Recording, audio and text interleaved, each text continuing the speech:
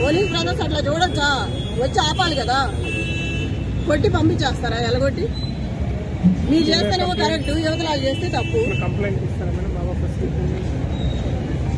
కంప్లైంట్లు అంటే కంప్లైంట్ ఇచ్చిన ఉపయోగం ఏముంది? అక్కడ వాళ్ళ మనిషే కదా, వాళ్ళు సపోర్ట్ చేస్తేనే కదా ఇంతవరకు వచ్చి గొడవాడింది. ఒక రౌడీని తీసుకొచ్చి జనాలను కొట్టించుకొని ఎంత తప్పు ఇది?